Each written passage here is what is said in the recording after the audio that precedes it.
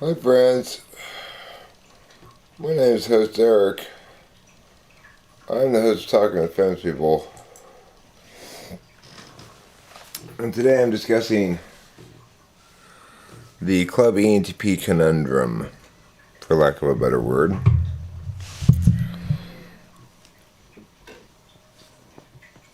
Obviously, it's the matter occupying my thoughts right now, to the extent that my thoughts are occupied by YouTubey stuff. He's a real conundrum. And a bit of a challenge for me on multiple levels.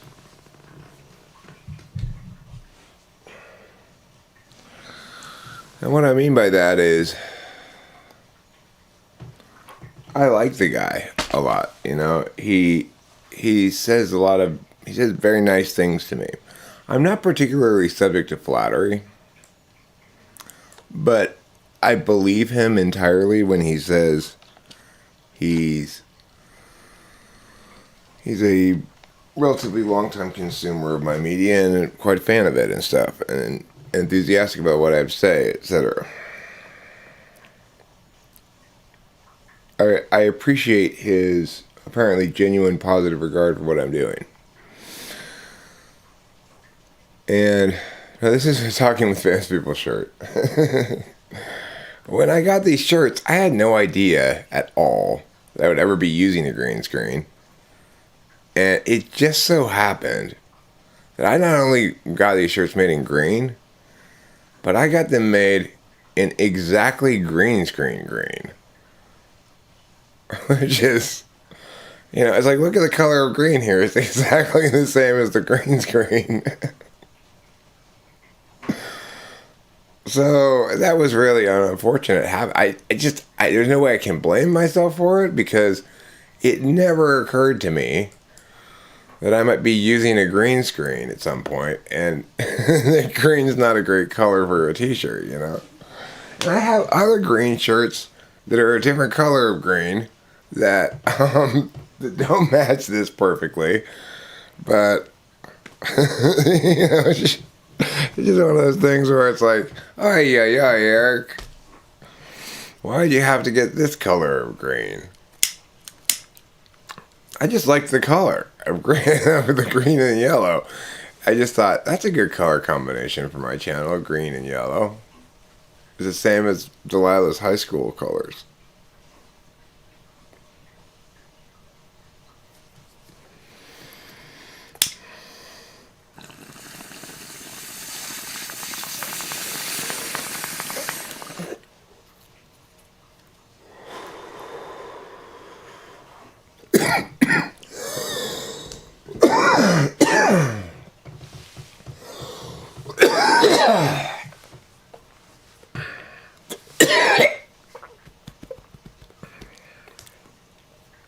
New pot of coffee's brewing.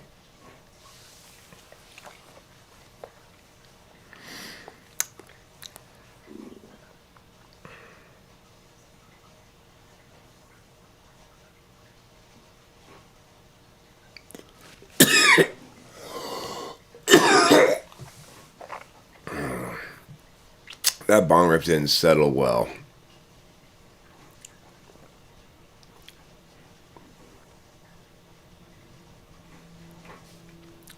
So, my problem here with Club ENTP is multiple. Number one, I ultimately rely on my skills tests to be confident about somebody. The ones that are least gameable.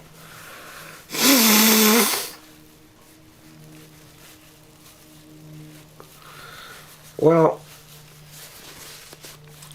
regarding that wolf chicken rice question, there's some question about whether its engine is TI or TE. So it's like, on one hand, it's definitely a TI question, in the sense that it excludes all realistic solutions to the problem. The realistic solution to the problem is, you know, sit on the bag of rice while while taking the chicken or taking the fox across, and then you get two things in the boat. There's no realism to it, right? It's like, well, why exactly can I only fit one thing in the boat with me? Chickens aren't that big. Foxes aren't that big. Rice isn't that big. Why isn't there a third location where I can go drop off one of the things? You know, so it avoids all realistic solutions, which makes it kind of TI. But the issue is, it's ultimately an ordinality thing in a way that the Hatch question isn't.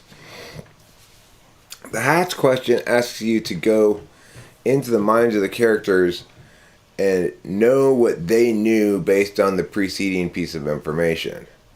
Whereas the chicken, fox, rice question requires you to realize that you can take the chicken both ways, you know? Like you can take it back with you. So it seems to have a more TE element to it than the Hatch question does, but it still seems ultimately a TI question. Regardless, it was a question he knew already and knew the answer to, and him taking charge of the question asking was a good way to get me interested in the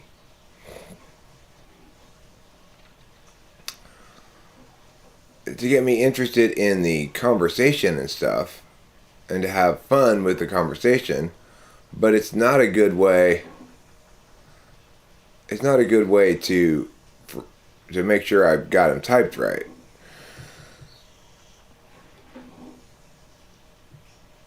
Well, I know it's a known riddle, not made up by Club, and I have heard the riddle before, but I had no recollection of the answer to it. So I actually did have to figure it out on the fly. Yeah, I know it is a classic riddle, but I didn't know the answer. I'd probably heard it at some point before, but I did not remember what the trick was. So my working through it there was genuine. You know, it's like I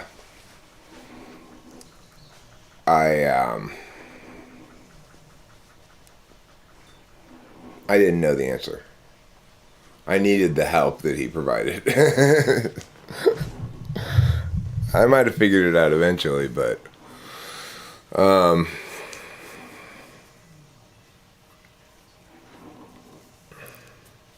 mean, the bottom line is, the most ridiculous, unrealistic part of that question is, why is there no third place? Why are there only two places?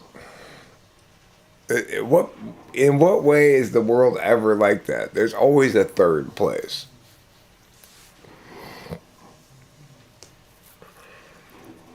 I mean, in the story, there is a third place. That's a trick, right? You have to realize that the third place is the boat.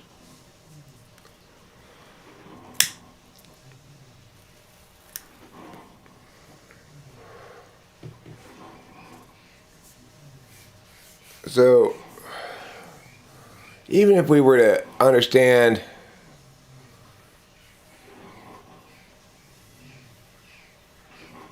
well, I mean, I agree that's ridiculous, okay? I agree that's ridiculous that you can only take one thing at a time.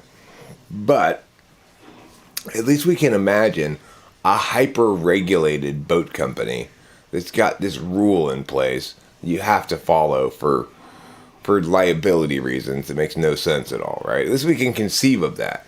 What we can't really conceive of is a world in which there doesn't exist a third place.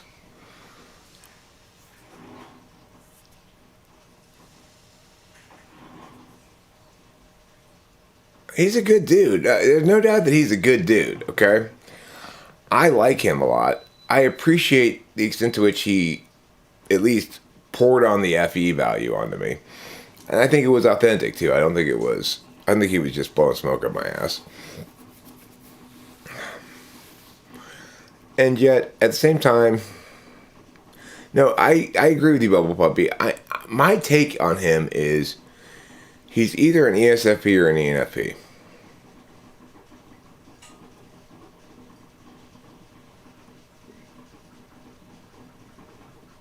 Thanks, Lich. That's very helpful. Lich apparently when enforcement should conform to other people's expectations and be an FE dom. Okay. Change will occur within 24 hours. I guarantee you.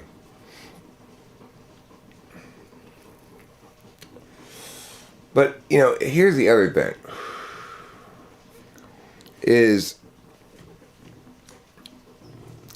And this one's a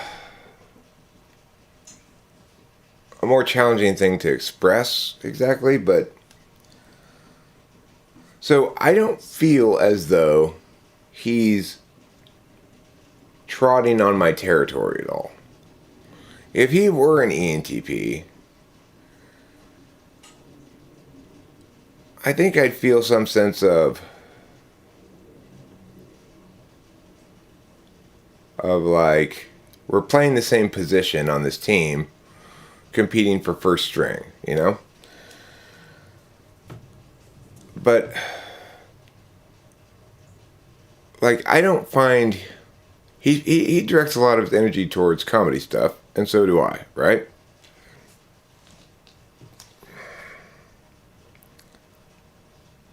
But I don't particularly find him funny. And...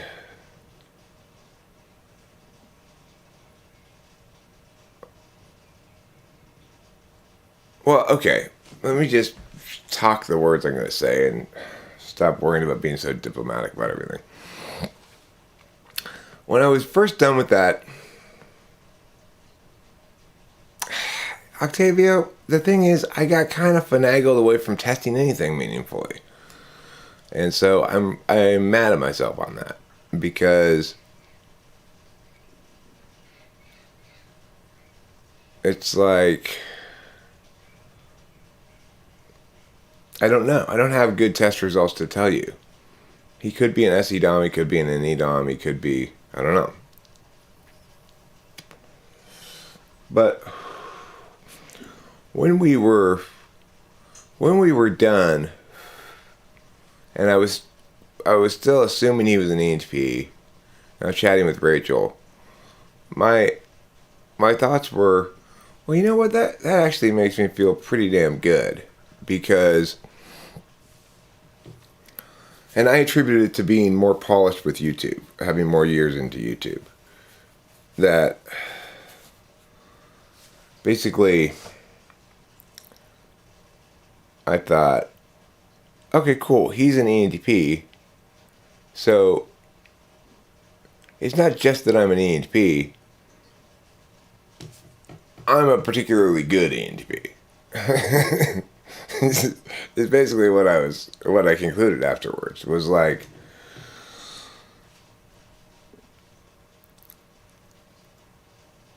if that guy were,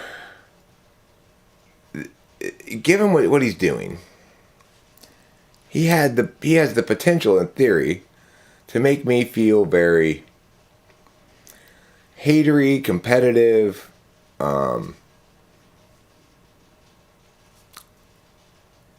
territory defending, or whatever, that kind of stuff, But he doesn't do that at all to me.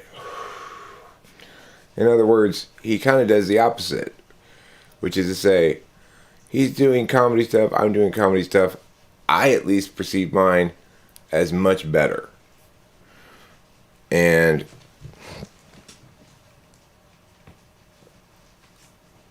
I haven't listened to enough of his music to say, but for sure. But the bits I've listened to, he's better musically than he is comedically.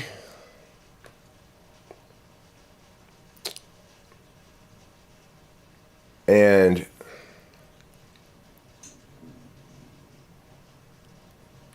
I guess I can't really say anything about the music.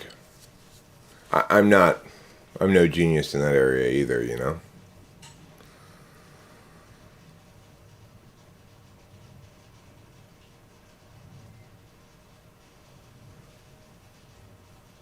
Well, I mean, I listened to one song that was kind of like a bland 80s song. It was good. Like, I could listen to it. I didn't have to turn it off, you know?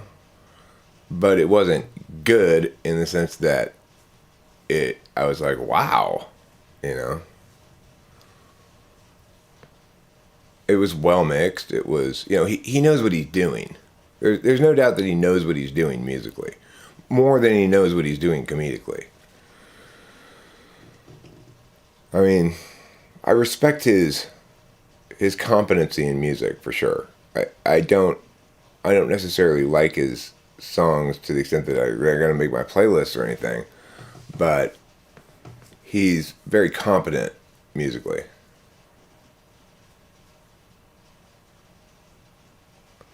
Chris M. asks, Eric, would this conundrum be an example of what you frequently refer to as FE managing perceptions?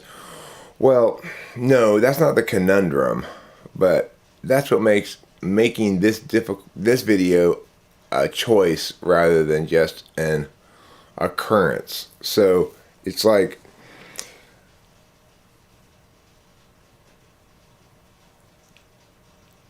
I have various opinions and things to say about the guy, right?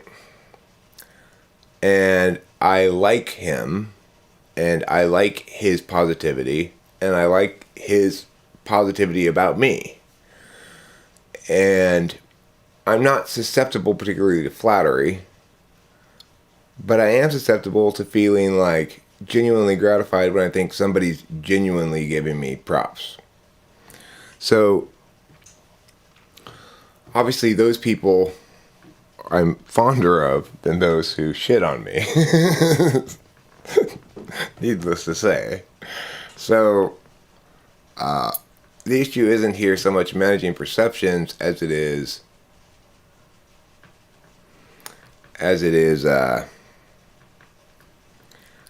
being aware of the complexity of the issue, you know? I'm not saying Club ENTP is not smart.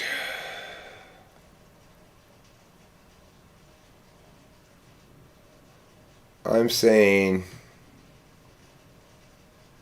all of my intuition is saying he's not an ENTP.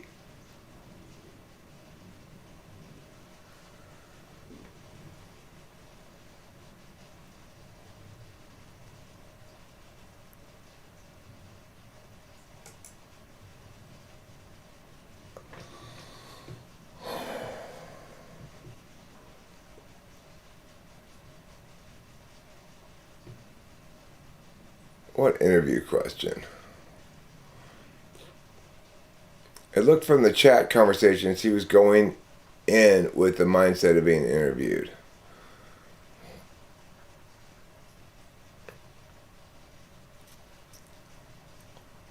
Well, the expectation going in for me was that I was going to hammer in with NENTI questions and either verify or falsify his claim, right?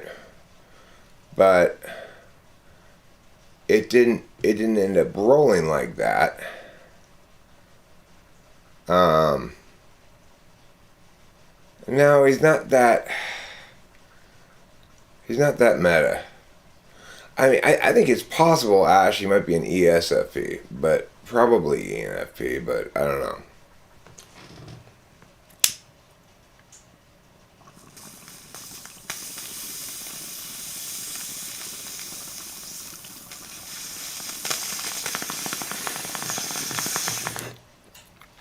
Vexed Debbie, you're giving him way too much credit. You're giving him way too much credit. He is a Melissa Talks ally who came here to gaslight me. I mean, gaslight me in what sense? Like, what reality is he trying to convince me of that isn't true? That he's an ENTP? Well, that's to be expected for everybody who's got themselves mistyped. That doesn't qualify as gaslighting.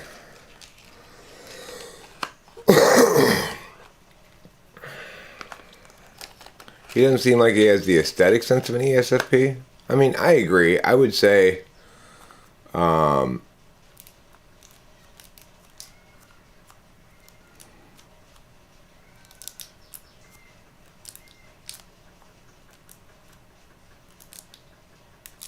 Hero Lamb says, my intuition says this guy is trolling and playing a character in some sense.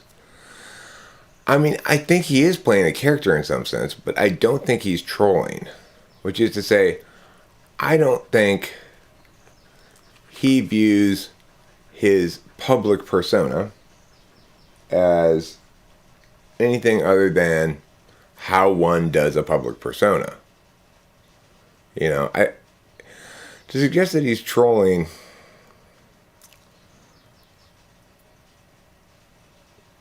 like somebody like Sam Hyde, his whole shtick is, I'm going to expose other people's common stupidity and hold it up to ridicule. So I don't think that's what this guy's doing at all. I believe his Christianity. I believe his earnestness. I believe what he's saying there. You know, it's like, I don't think he's lying. I think he's unaware to some extent of, well, I mean, Sam Hyde plays different characters, so the point is, he doesn't stick with just one character. Okay, but VK Sharma, listen. The answer is yes, but the answer is, well, there's no doubt that he doesn't really seem to care about the accuracy of things as long as it creates drama and interest, right? At least that's, but I don't think that means he's poking fun. I think it means he doesn't really care about the accuracy of things.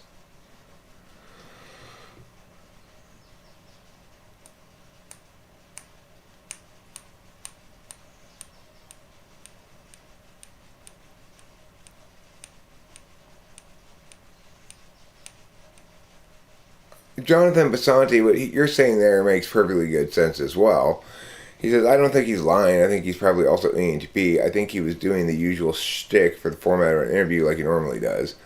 And so that would play into my notion that to the extent that there's a distinction between us, it stems from the fact that I have more years in the YouTube polishing machine.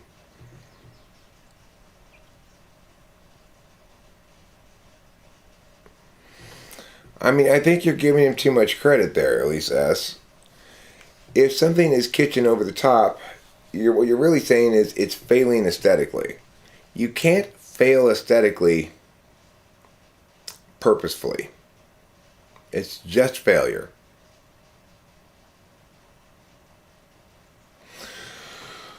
So,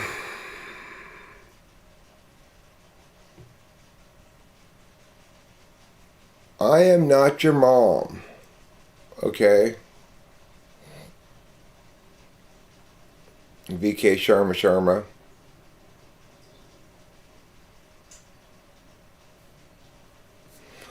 We'll see. I don't think he's negative or like toxic, to be clear, but he's definitely baiting. Well, to the extent that he attempted to bait me, he did so very unbaitingly. You know, he's been around for a long time, right? And I did not get around to looking at any of his videos until like 2 days ago. And during all of that time, he's been around my channel periodically and been continually like say I'm a Sasquatch, okay? This whole year he's been leaving apples out for me. At no point did he start going, fuck this guy, I'm putting out a bear trap. So, in that regard, he's not baiting in a negative way, but he is baiting in the sense that he's doing stuff to try to elicit response, Which personality type suffers from spotlight effect the most and how to deal with it? I don't know what spotlight effect is. I have to Google it. I've never heard the term before. Let me Google it.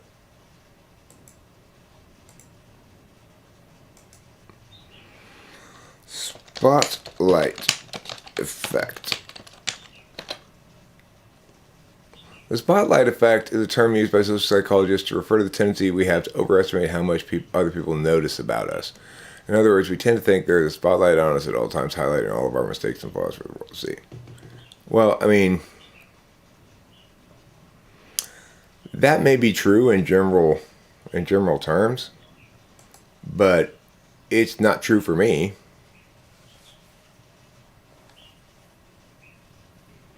Elise S., let me make absolutely clear to you that none of his humor is going over my head, but it's also not hitting. When I told him I didn't like the laugh track,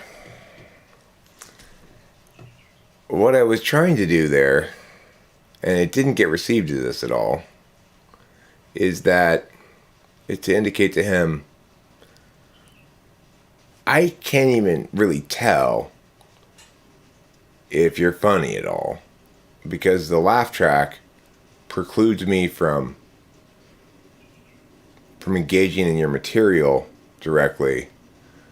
And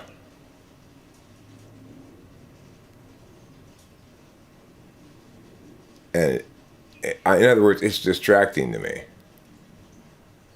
Oh, I never changed the thumb? I made a new thumb, but I didn't change it. Thanks, Jonathan Basanti. I'll fix that right now.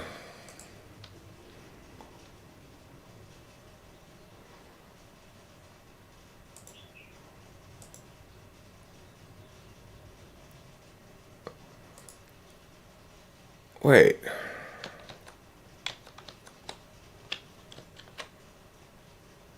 Oh, I see. It's a different one. So here's what happened. You're gonna think this. You're gonna love this. This is hilarious. You're gonna think it's hilarious. I uploaded tum.jpg when I meant to upload tum.png. Can you believe it? Crazy me. What a whack job I am. Anyhow, now it's fixed. Okay. Well, here's the other thing is, he's awfully right about impacts. I got 34 fucking people watching this live stream right now. Why? Well, because there's some drama associated with it, right? I know what Wordle is. Yes, I've played it. I don't know what kind of game it is. I think it's a special game for special people. And I think it makes you special, Octavio, that you like to play it.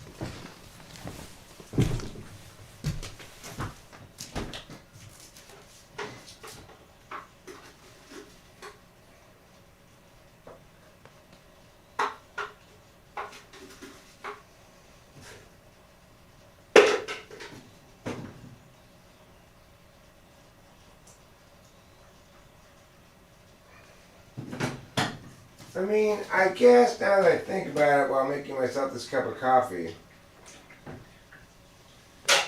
it's probably kind of NITE.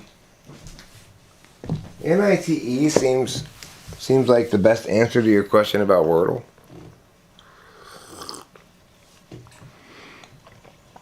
It's not a good time of day. That's the thing. Weekends are generally bad on YouTube. And Sunday morning is not a good time of day to be live streaming.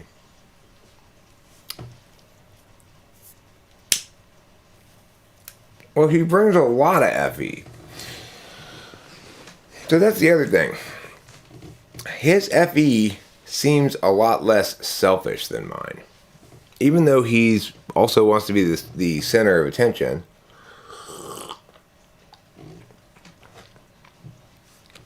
He's about community building, and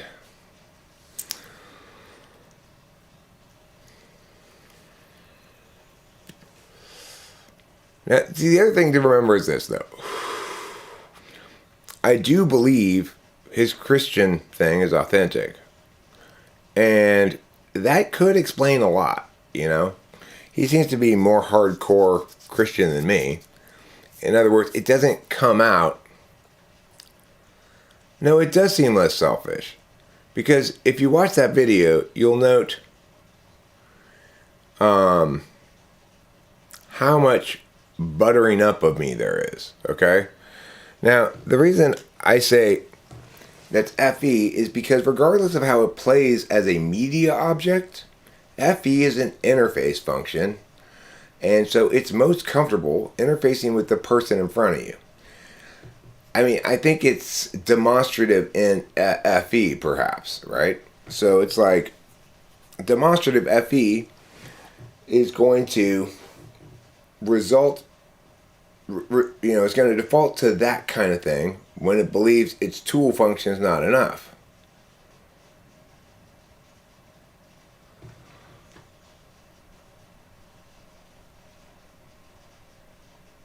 No, less selfish than mine.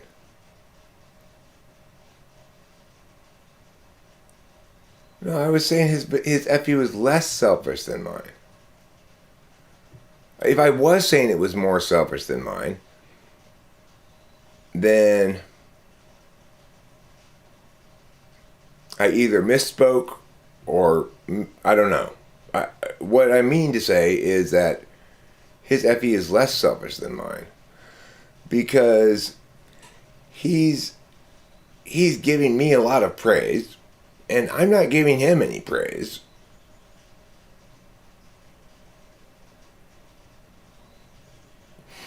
The other thing is when I told him my objection about the laugh track,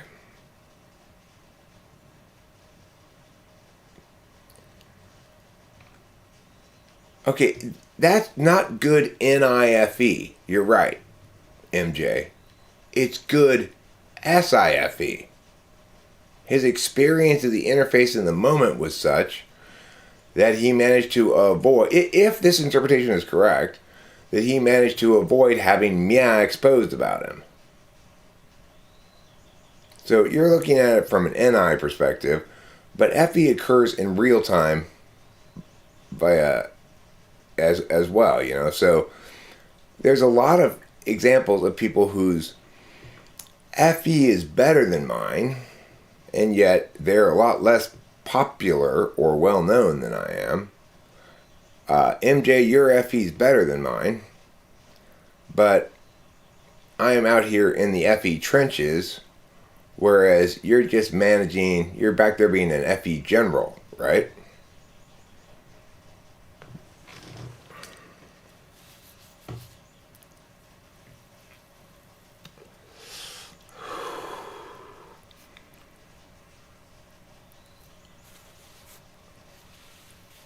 Okay, so if I do the TI questions, and he does great on them, then the issue's put to bed. And it goes to show you how, once again, my intuition about things and a bunch of correlates lining up aren't ultimately definitive. And then the alternate explanations for the differences between him and me, namely less time in the YouTube polishing machine, and him being more hardcore Christian than me, are going to have to do as explanations, I guess.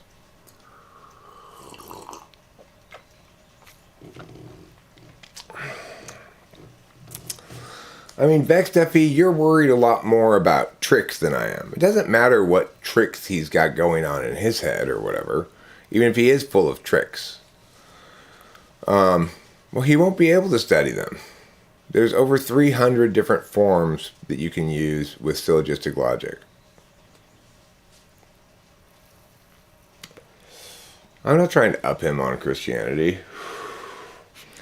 I'm acknowledging that it seems to inform much more of his worldview than it does mine.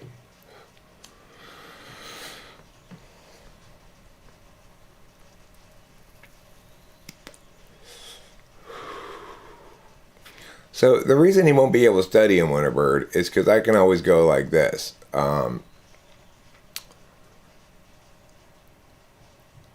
some birds are green, and only if birds are green are they red. Can we conclude that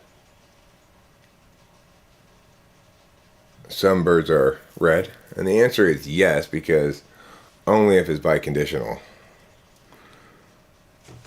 Which means in fact, what we actually can conclude logically is that all of the birds that are green are red.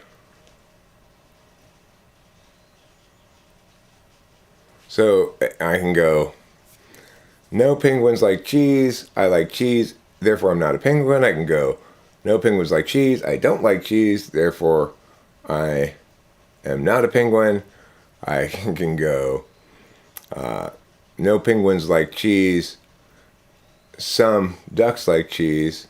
Is it necessarily the case that some ducks aren't penguins? I can go, yeah. So it's that won't work. Just you can't teach yourself TI.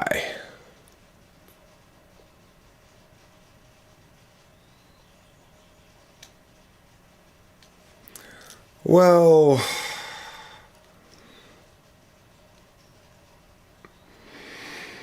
it suggests more operational FE than I'd be likely to use. So, in other words, it doesn't matter how helpful getting your endorsement is. I'm not going to blow smoke up your ass.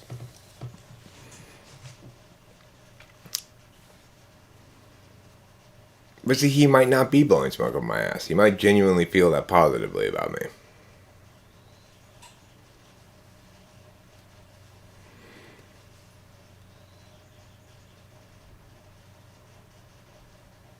How would I react if it really is a character he's doing, like performance art, and that he isn't actually genuine and poking fun at me? Well, he wouldn't be mocking and poking fun at me because, I mean, I'm just not like that. When I first saw his channel, I thought, oh, is that what I look like? I thought that's probably what I look like, but in reality, well,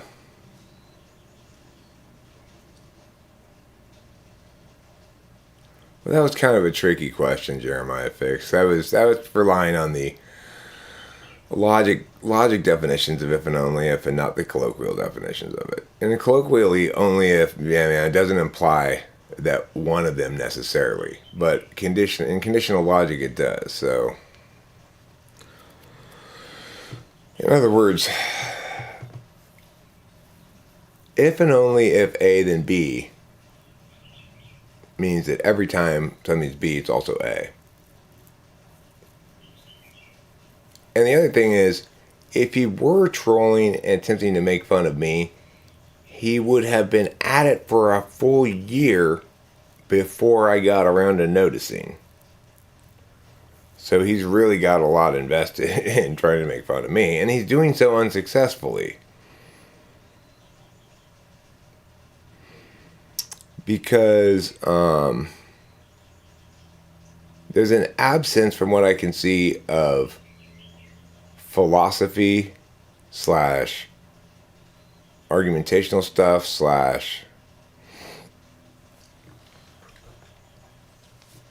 he says he's not political at all. And I get that. Like, right now, I'm very apolitical about the moment of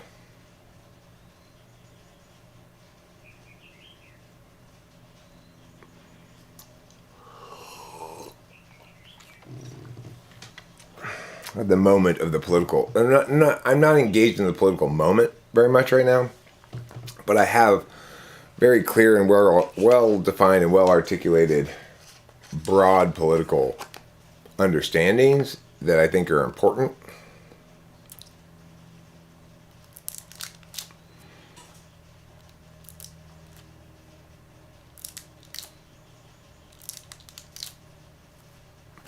No, I mean, I came to the same conclusion as Silent when I watched his videos without talking to him.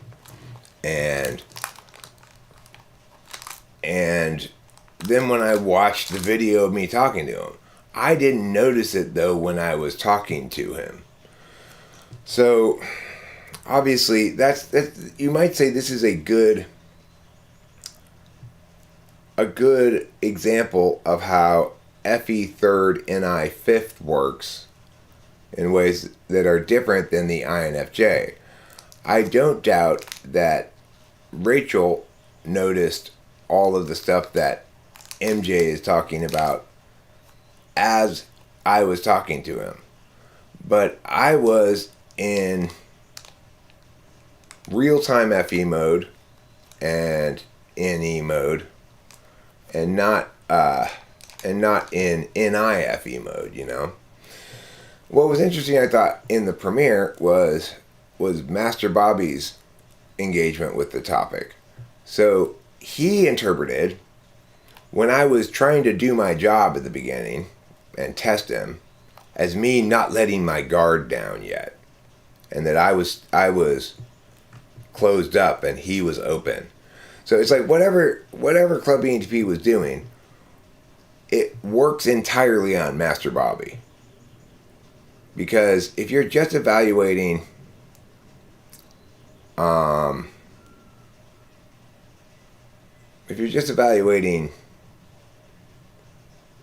kind of body language thing, I guess, like that, or I guess friendly openness as significant in the matter, like it's suggesting that Master Bobby also didn't know. He was also not paying attention to what we were there to do.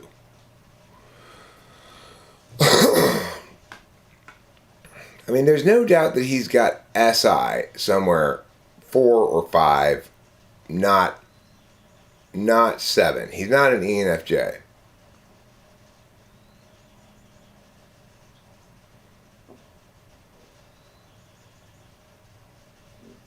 Yeah, I agree, Peter NTG.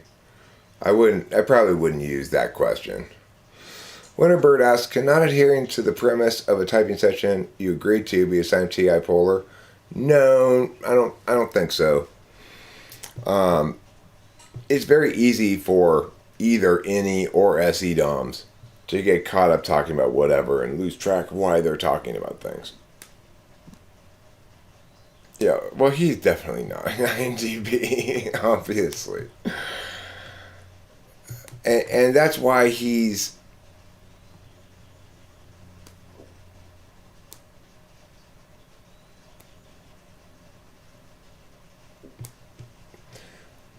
Well, it's not my guard, right?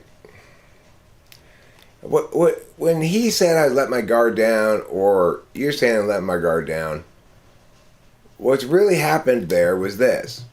I understood that he wanted to chat. And I interpreted it as him trying to get the testing part over fast so that we could start chatting. And I interpreted it as like he was saying, okay, here's some TI stuff. Good enough? And I said, and I interpreted it as me going like, fine, we'll just start chatting now. So that's not letting my guard down, right? That's being frame walked. I got frame walked through the thing, potentially. If he turns out to have good TI, then it's just, then it's as I was interpreting. And I was just being a gracious host. But if it turns out his TI questions were, he can't answer the TI stuff, then in fact, he was frame walking me in order to avoid having that thing nailed down. And that's a different question. And that's the question that's up in the air until we actually do nail down the TI. We can interpret it a lot of different FE ways, but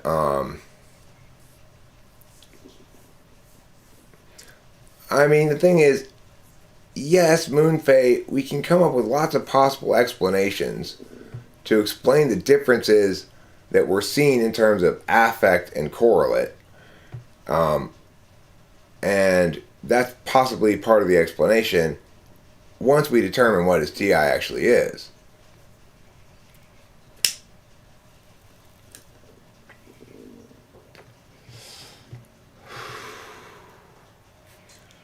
It's not eighth. That guy's not an introvert.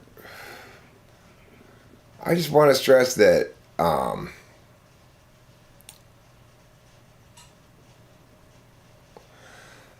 like, for those of you who are imagining him playing some meta character, aware the whole time that he's playing a character, and sneakily underneath the character going hee hee hee hee hee, it doesn't work because there's no reveal, right? There's no way to reveal from the character that he's playing.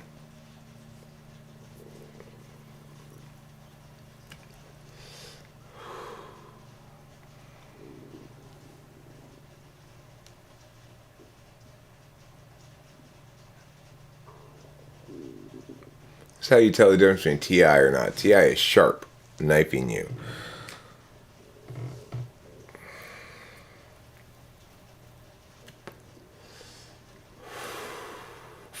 Aga is on the same page here. Club ENTP was way too shifty and hyper to be an ENTP. Also seemed to have much emotional internal dialogue.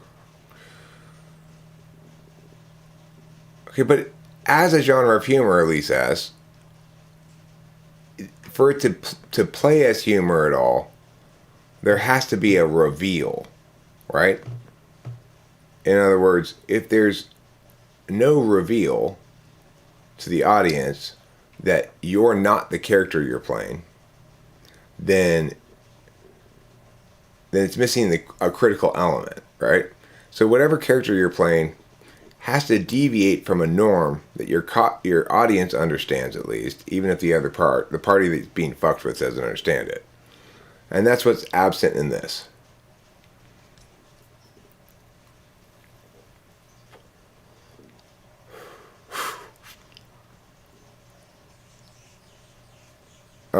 At least S, that is the case. Okay, what I'm saying is the case. And at a certain point, if you've been something for such a long time and put so much energy into being that, then the reveal's false. As a matter of fact, you aren't this other person. You are the person you be, you know? He's been this person for a year. He's obviously put a lot of time and energy into it.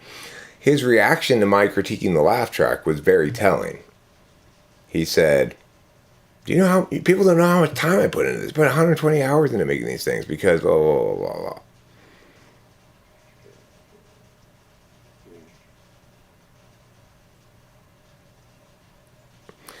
But it's not funny. That's the other thing, Hero Lamb, is it doesn't work. Okay, so look at a Sam Hyde example. He goes and does a fake TED Talk, right? And fools a lot of the people there into thinking it's a real TED Talk. The reason it works is because it's a distinct event, and then when it's over, he can play that as a video, and third parties who weren't there can find it funny the way he fooled the second parties that were there, you know? So that's how that sort of thing works. So this thing that's happening here doesn't work. It doesn't work at all on any level like that. There's a mechanics to humors like that, you know? This does not match those mechanics. I can't believe I'm arguing over this, of all things. It's like, I'm absolutely right about this, Lisa, so just accept that.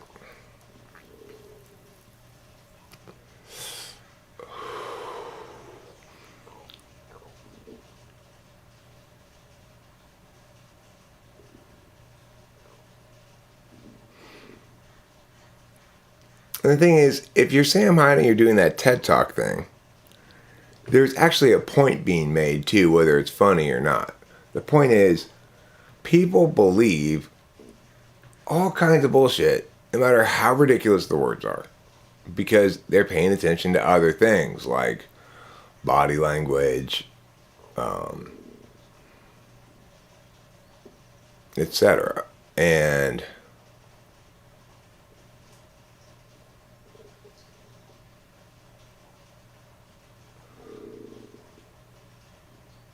well, I'm saying it is a type of humor. I'm giving you an example of it, where it and how that type of humor plays out, you know? And I'm pointing out that this is not an example of that.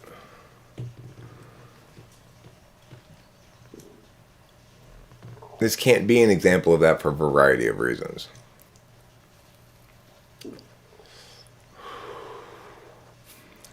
I mean, he's making a lot of verbal jokes. He's making a lot of word jokes.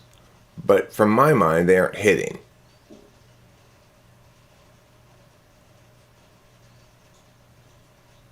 And I think he might be an ESFP. That's certainly possible. I mean, he had a couple of jokes that kind of hit, you know. But okay, but think about it, Elise S. Think about it. Okay? He's put a year into this. Well, we don't know yet, at least that's the point. And this is the point of this video and yesterday's video and talking about this guy at all.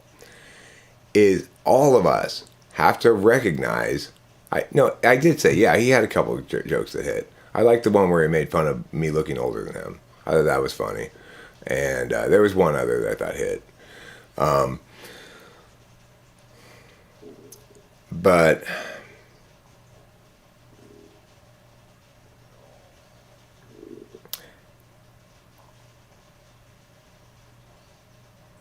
I mean, the point of this is none of us, including me, should ultimately trust our intuition when we have a better way of determining something.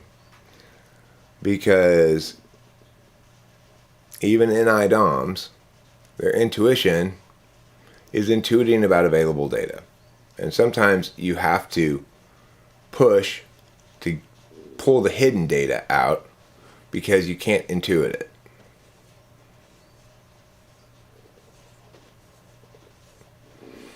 So, you know,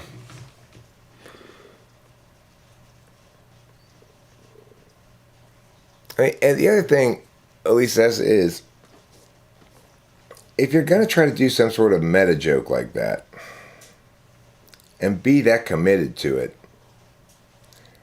it needs to have a clear path. There's absolutely not a clear path here.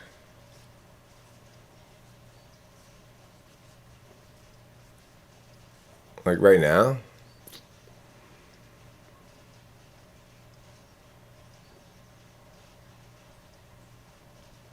Well, okay, put it this way, at least that's then. If it's going to succeed at all, right? No, I get the concept. I get the concept, Lisa, but he's not being absurd, right? You cringy and absurd are not the same thing. Like I find his humor videos, the former, not the latter.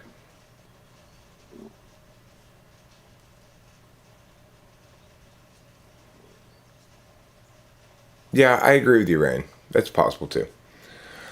I agree. I didn't say that, but you're right. Rain points out that if I think he's possibly ESFP, ENFP, or ENTP, then I have to add ESTP into the mix as well, because he might do very well on the TI test and not so great on the NE test. That's true.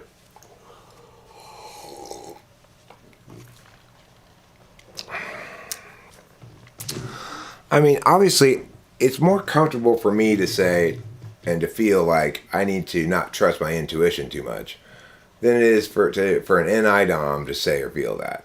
Because by and large, the NI-DOM's intuition ends up being right.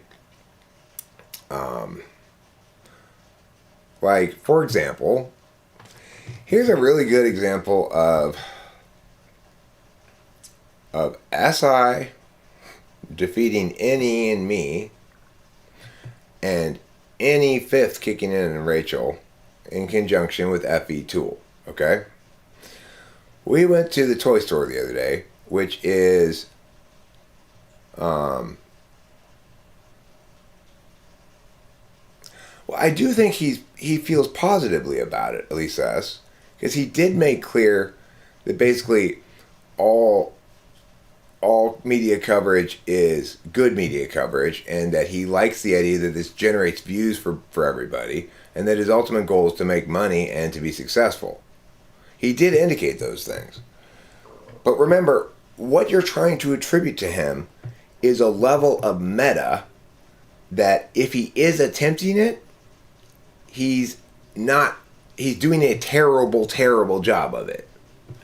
So you can't have it both ways, right? So he's either,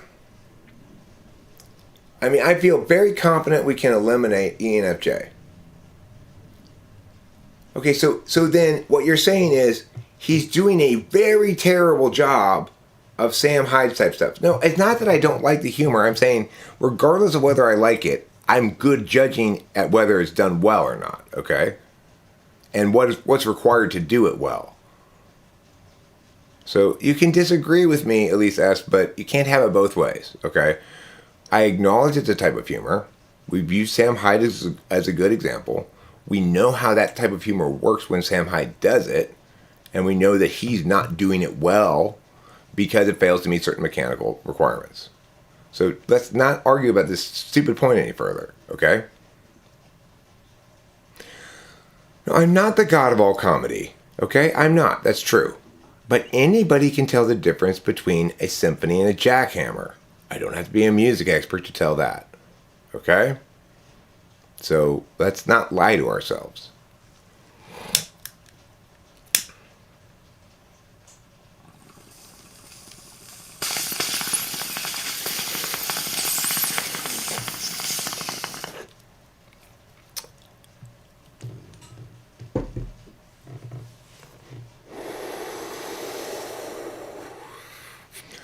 Well, he innovatively found a way to get me off track, and you might say that I was risk avoidant in the sense that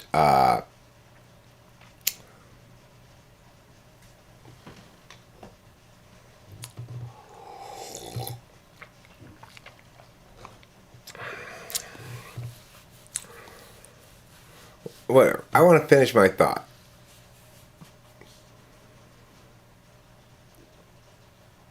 Yeah, and that's the other problem with the TI questions. I have to ask a lot of them because you will get 50% of them right just by guessing. So I need to ask like 10, 12, 15 in rapid succession if they're going to give me answers like that, right? So obviously I'm learning to do the typing thing better as I get further along in it. That was an unusual instance because it wasn't a regular typing session, and we probably had different concepts going in as to what it was going to be.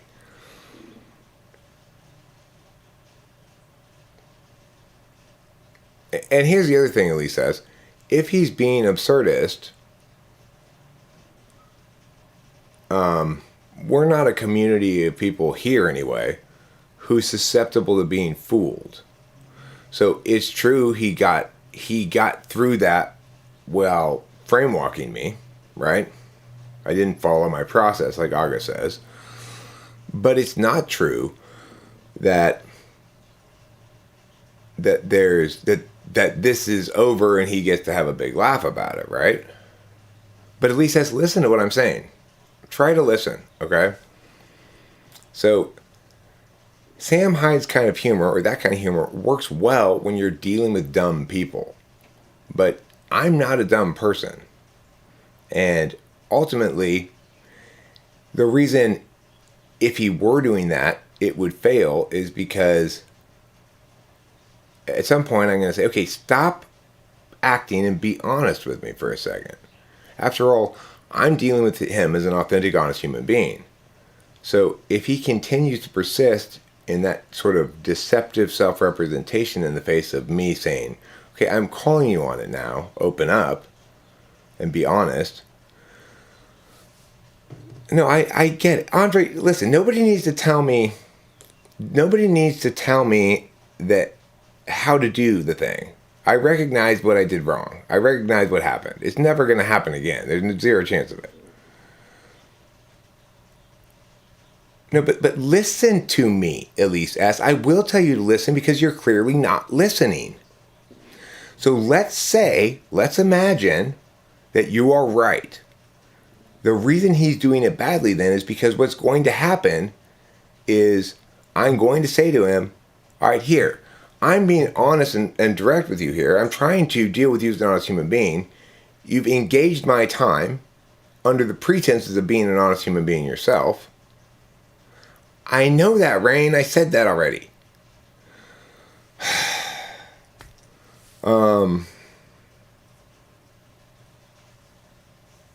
And at that point, what's a person going to do, right?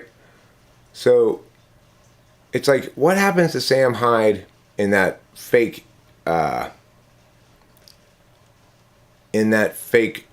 TED talk if I'm there and I get up and I say, hey, can you stop bullshitting? I actually expected to have a speech, some sort of talk here of consequence. I paid for a ticket for this. And you're treating my attention as a joke. You're treating me as though I were stupid. Can you stop this clowning around, please? And I kept getting up and saying that as he persisted. And I didn't give in the face of his fakery. That wouldn't work for him, would it?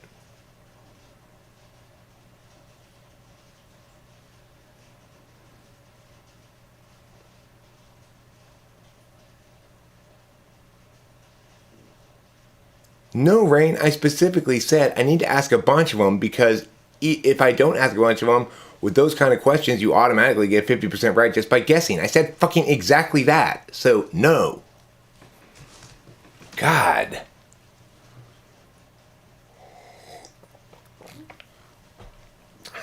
I said exactly fucking that. Maybe it was slightly before you arrived or something, but I said exactly that. So, Jesus fucking Christ.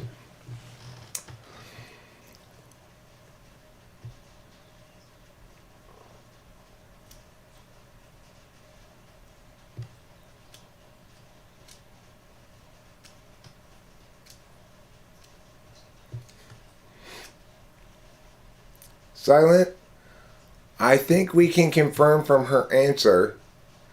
I said exactly that. Rain, you'll always get 50% right approximately just by guessing. I said exactly that. Fucking tard, listen to me.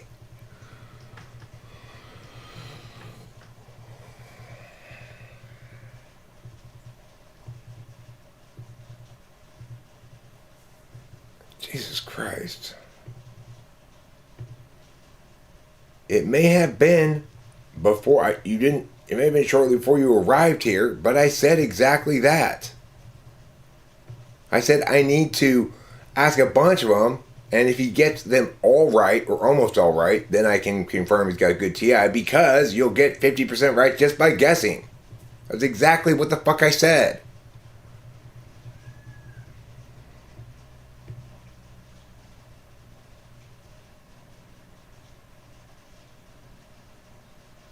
Because if you get 100% on 20 of them, it's much less likely that you guessed them all right than if you get 100% on 2 of them.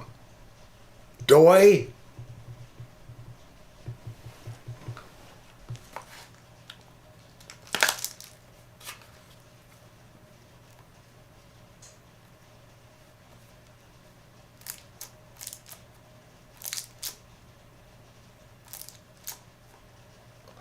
Well, look, I don't think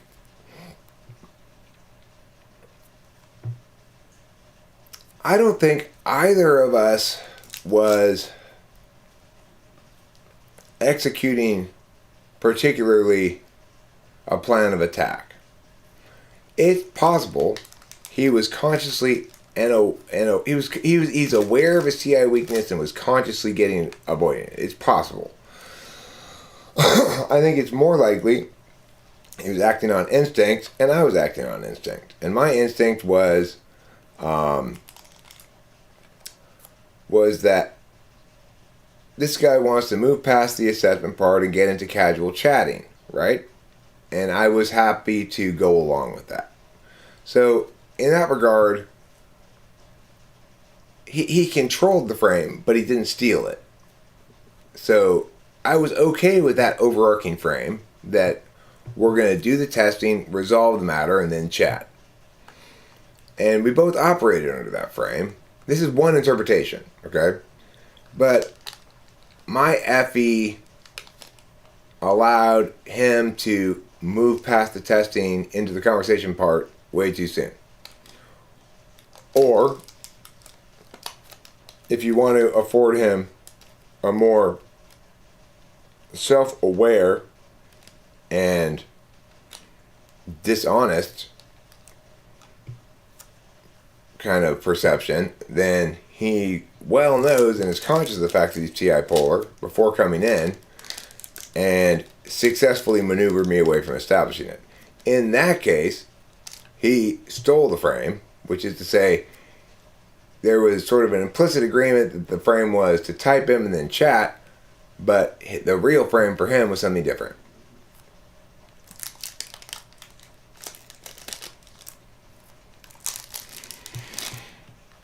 Well, I mean, is this how any arguing looks like? This is what we're doing right now, Alexandru, is speculating about possibilities regarding the guy because I didn't resolve the TI matter in the typing session like I should have. Okay, so the fact that it remains unresolved could mean multiple things, and we're articulating what those possible things it could mean are. Now, it is the case that there's something pointless about discussing all the possibilities of what something might mean if it turns out meh or if it turns out meh. Why not just find out which one it turns out first, right? Well, the answer to that is because we're chatty people. We like to discuss things like this, and I want to live stream and talk it out more as well before I actually talk to the guy again. For me to feel confident that I've considered everything I need to consider before I talk to him again, this assaultive environment is useful for me. And it is quite assaultive today. But that's fine. I'm a martial artist anyway. So, sometimes these streams are all of us playing tag and tossing a ball around and saying, "Hi, Mark." Some of these streams are like that. Some of these streams are Eric in a kung fu movie, and mostly it's people coming at me from different directions. I mean, pia, pia, pia. And then there's maybe Winston's mom tosses me a weapon from the side to help out or something. And it is more like one of those streams.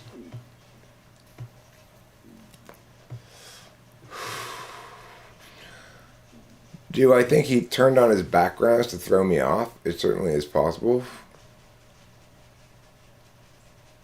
I mean, it did give him something to talk about. It was a demonstration, I suppose, of TENE of some sort.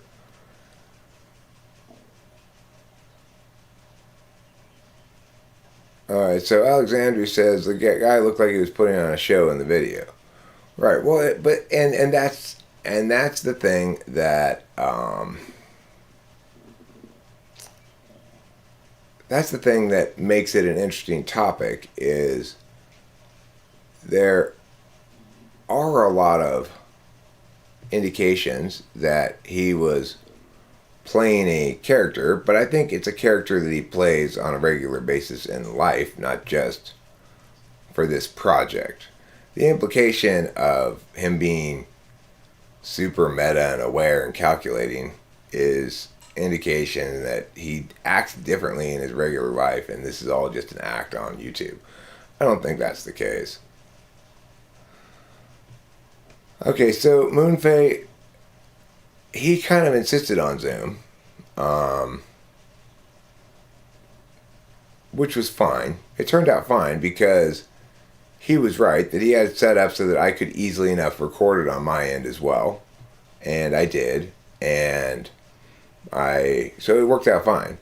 But the reason I normally use OBS is because I don't like the fact that Zoom, Zoom's like Netflix. If you want to record it, you got to sandbox it. So it's not a huge complication. I could sandbox it, but I don't want to have to do that. So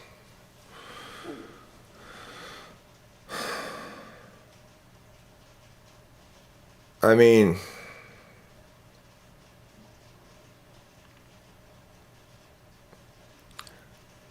perhaps the best reason to think that he's not an ENTP is that when I was done talking to him, I thought to myself, wow, I guess I really am a special ENTP. I didn't think that after typing Aga.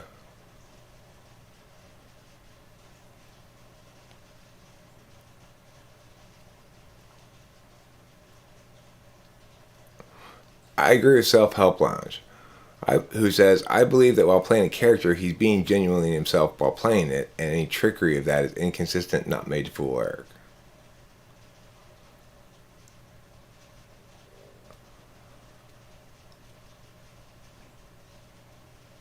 Well, Rachel, a lot of times in those typings,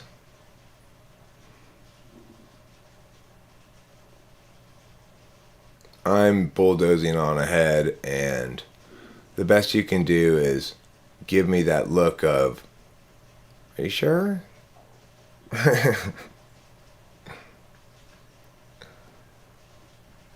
31 of 32 with type 7. Yeah. I'm actually proud of that. That's one of the things I'm proud of, Peter Dentici, related to you, is that when he gave me his Enneagram test, I got 31 out of 32 sevens. That's pretty good. I'm really a baby pig. I'm like super duper maximum baby pig.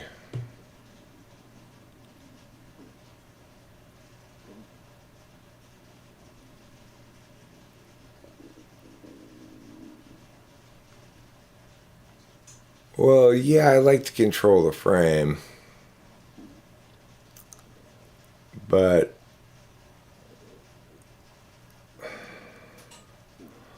I mean, I think every action type does. I think that's what action types do. Like, you look at Trump, he controls the frame by kicking the anthill. No, I don't think I did anything wrong. I think this is part of the process playing out. I think I was, perhaps, I didn't go into the matter intellectually adversarial enough, but that's part of the process, you know. I encounter different people, and some of them engage me in differently surprising ways. Like this guy. Yeah, action types are NE and SE DOMs. Do I ever miss certain eras of TWFP? Well, that's true also, Self Help Lounge, is that depending on the pairs that are there, depending on which two people you have in company of each other, it's likely one or the other frame will be predominant. So, and it depends on the relational dynamics of the two respective stacks.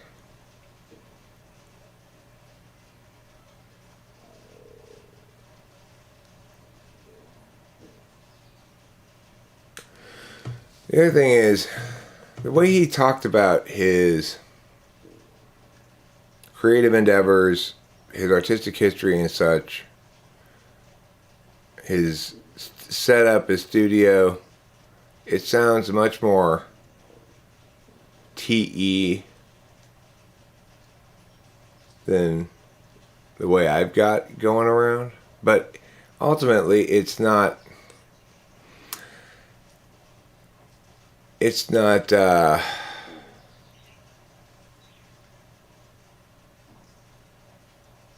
none of it's definitive. So we've got explanations without data to explain. That's the intuitive way.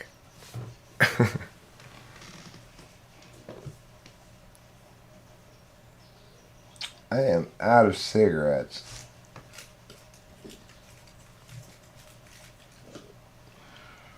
We're also super broke right now. I mean, not so broke that I can't afford cigarettes, but super broke nevertheless. But YouTube will pay me something in a little while. Probably tomorrow.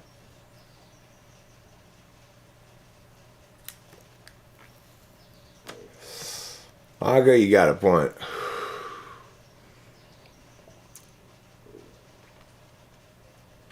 Maybe I could bring you in to help me.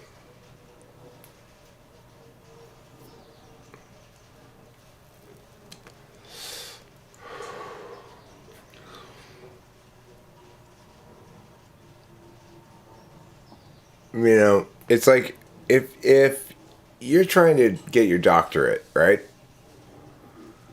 No, Elise asked, God, why are you opposed to everything? Why are you being all cunty? I know why. Your answer confirmed it. Because Silent was right. You are on your period. Mm-hmm. That's right, I said it. That's why you're being such a bee. Huh. Admit it. It's true.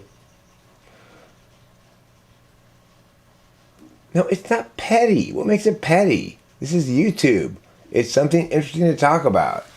And at the end of the day, anything that we do say is going to mean make it more difficult for her to continue to pretend to be an ENTP, which is a good thing. We don't want her to continue to be pretend to be an ENTP, you know?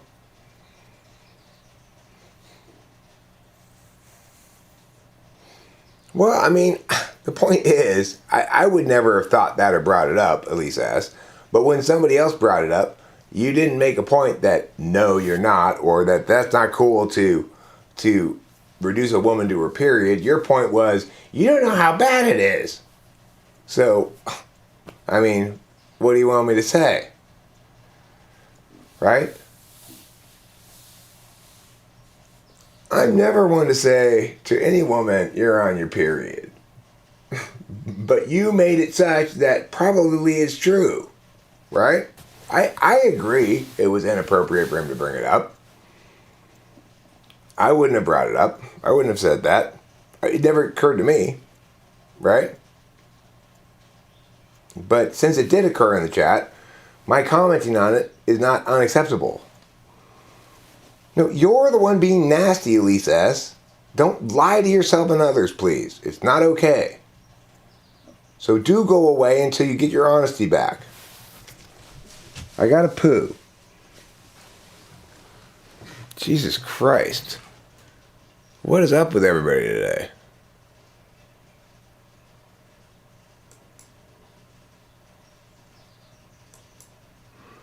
The amount of meowing going on makes me say, hey, guys, that's too much meowing. I'm not afraid to say it. I'm not afraid to say it. Just a day.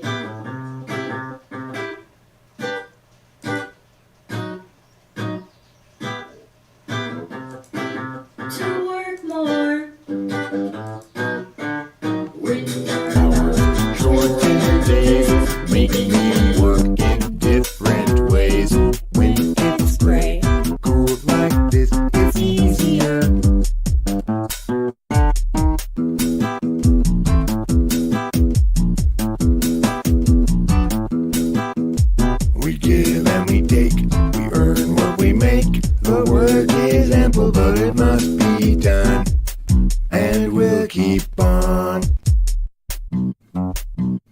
till the morning sun. Just a day, cool and gray, not really much else to say.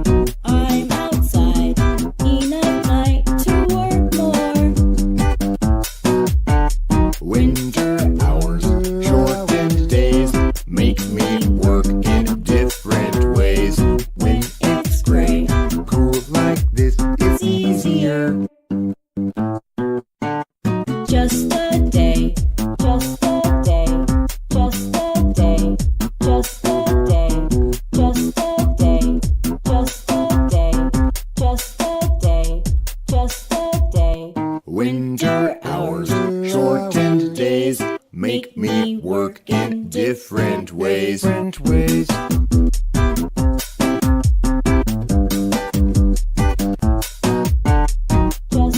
day, just a day, just a day, just a day. We give and we take, we earn what we make. The work is ample, but it must be done, Just a and we'll keep on day, just a day. till the morning sun. We take, we earn what we make. The work is ample, but it must be done. Give and we take, we earn what we make. The work is ample, but it must be done. Give and we take, we earn what we make. The work is ample, but it must be done. And we'll keep on till the morning sun. It's easier.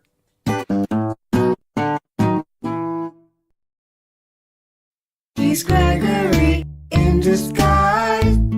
He hates the lies, wants to confront the men, always telling them.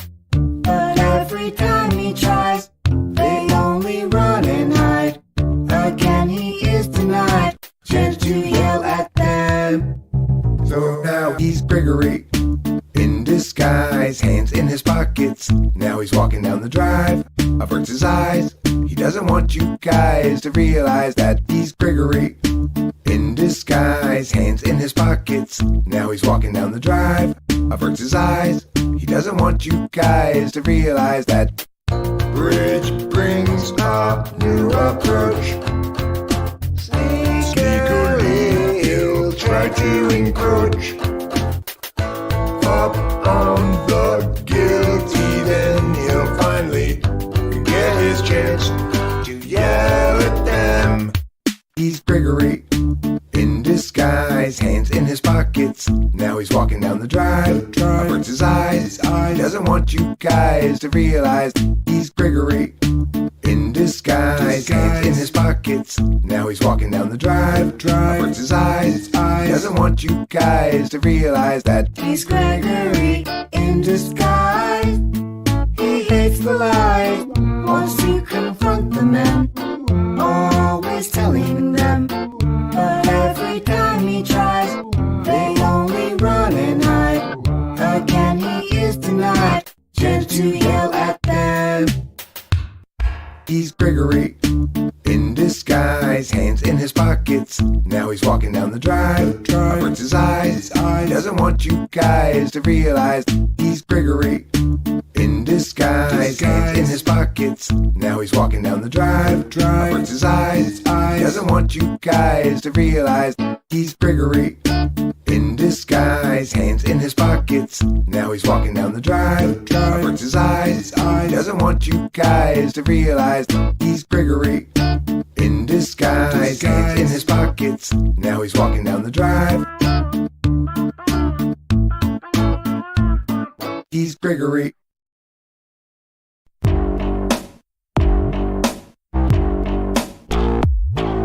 Seems like years that I've been pressing forward in this barrier area, which precludes me from progressing past this point.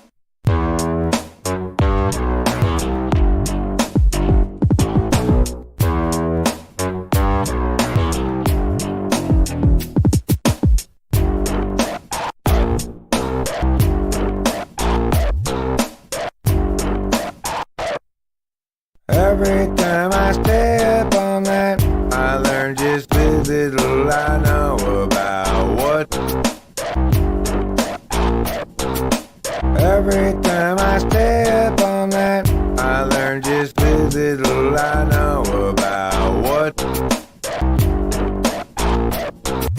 Seems like years that I've been pressing forward in this barrier area, which precludes me from progressing past this point.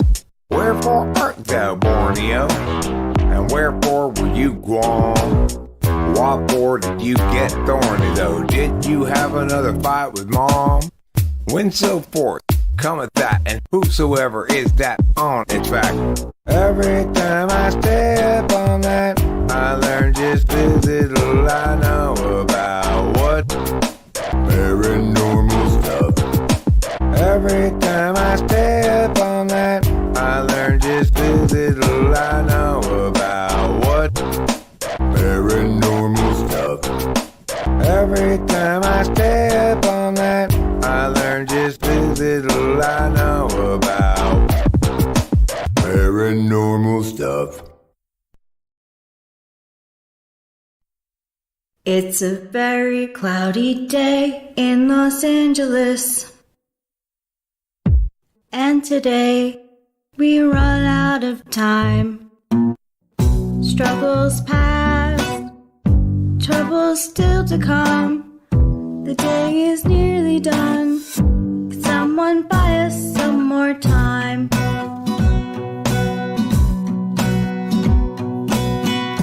Cloudy day in Los Angeles. Cloudy day in LA. I'm no sort of evangelist, but I have something to say. It's a very rainy day in Los Angeles. And today we hope for more time. Struggles past, troubles still to come. The day is nearly done. Could someone buy us some more time?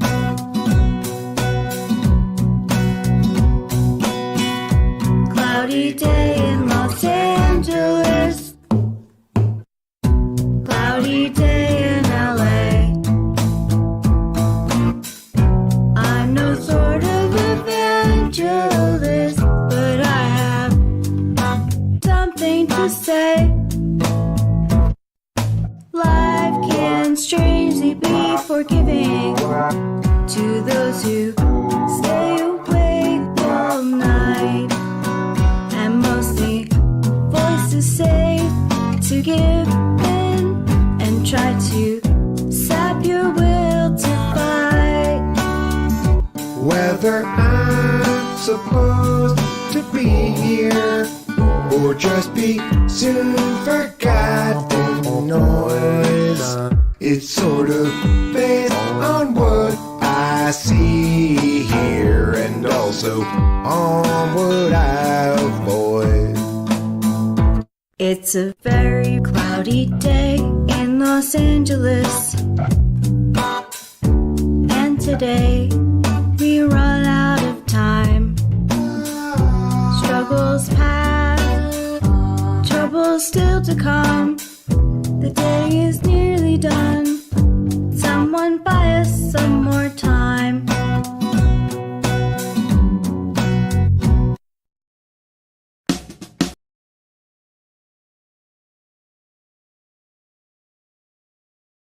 And we're back. So yes, I did have good poop. Thank you for asking. It was one of those poops that it required no effort on my part, you know. It's like I really had to go, and I sat down, and it just,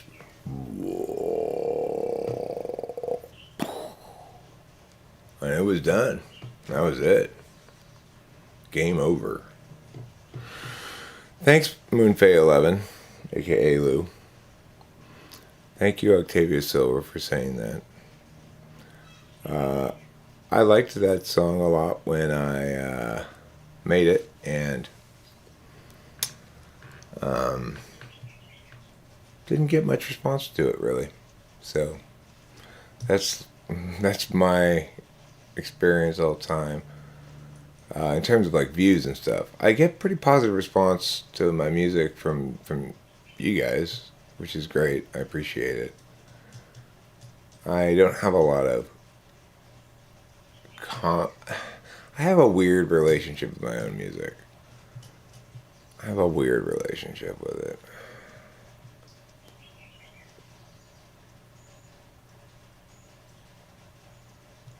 It's like I have confidence about it sometimes, somehow, in some ways.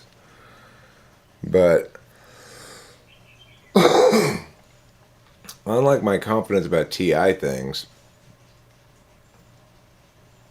I'm not the ultimate arbiter of whether something's good with music, you know? It's the world and success or something. Even though I trust my aesthetic instincts, and I also believe that something can be good and unpopular. You know what's funny is I ended up changing my alignment from chaotic good to lawful good. Because now that I keep logging into the shorts channel, I end up being prompted to vote on my polls. So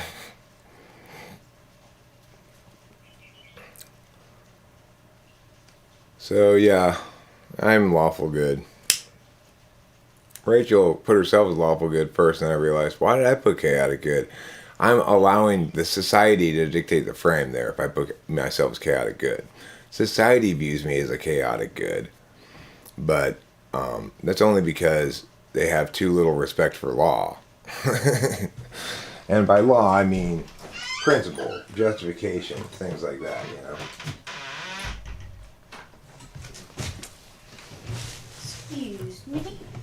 You are excused. I'm glad I'm excused after all of this. You've been excused from jury duty. Lucky me. Hold up, does this mean you already got your refill sleepy week officially over? No, I'm just not that tired for some reason right now. I don't know why. The principles of what? Well, I mean, any kind of principles. So, you know, what the specifics of laws or limiting principles or whatever that a person upholds or affirms may vary, but whether or not they affirm a universality that cascades down, or whether or not they affirm a particularism that counterfeits every universality, is going to be whether they're lawful or chaotic.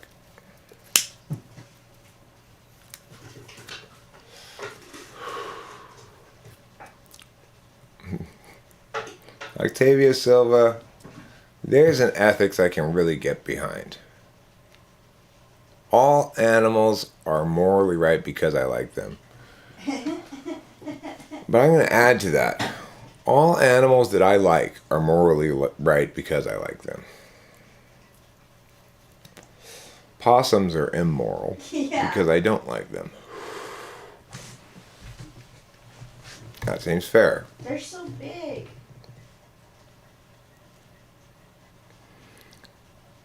Well, you have to want to consistently apply a given stated frame that cascades down, rather than arguing that you can't do that because every situation that requires you to engage it on its particular merits. We have no conclusive conclusion yet. Just a lot of speculation. As to whether I have no doubt that he'll watch this, and whether or not he'll find it good or not. No, I didn't break logic, because remember what I said was all animals that I like are morally good because I like them, and I don't like possums. Now, that doesn't necessarily mean that they're morally bad. That's true. It just so happens that they are morally bad and they're possums. And that doesn't violate the rule that if I like them, they're morally good, because I don't like them. They ate, that possum from last night ate Trouble's food that were left over here. See? Yeah.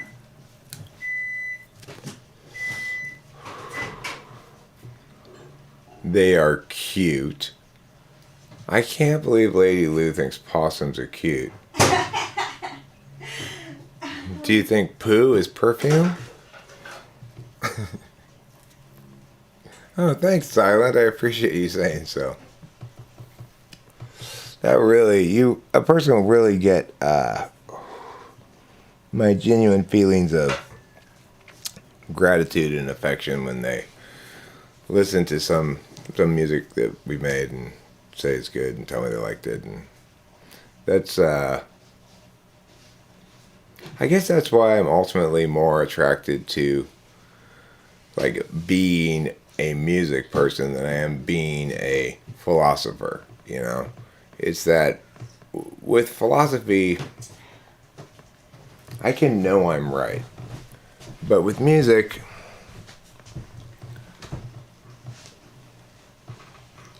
I'm just shooting in the dark like everybody else, hoping to hit something, you know? And it's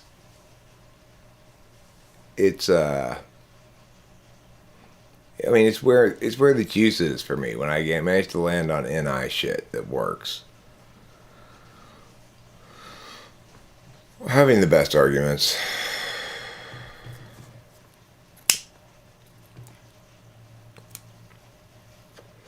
I mean, the thing is, the people who can meaningfully engage with my argumentation will only do one of two things: negate it or remain silent. Yeah, see,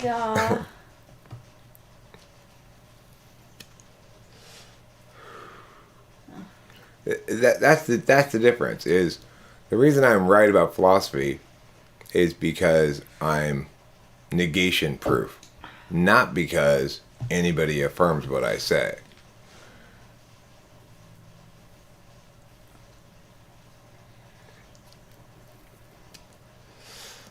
Well, so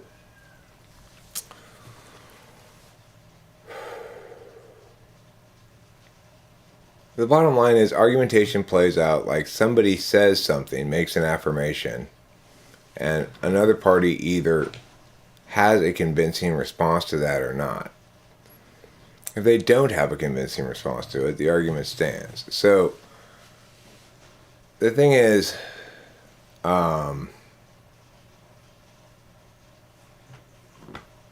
like, let's say I make the following point. Aluminum causes Alzheimer's disease because cadavers of Alzheimer's patients have revealed unusually high levels of aluminum in their brain. Well, the response to that is, well, couldn't it be that Alzheimer's disease causes a change in the blood-brain barrier that allows aluminum to pass through, and that it's an effect of Alzheimer's disease rather than a cause of it?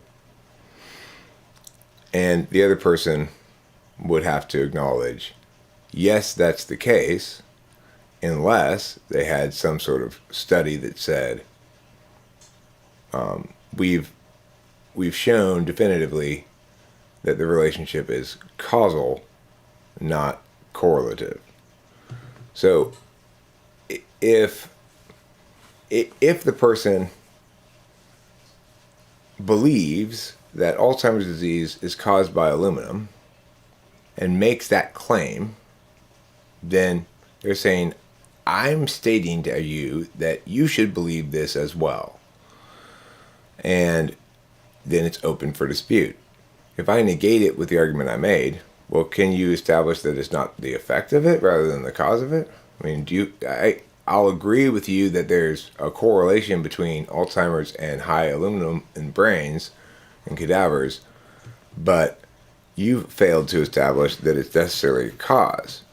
I'm giving you the opportunity now to do so. If they can't do so, then the reality was, in the first place, they had believed something because they didn't think it through enough.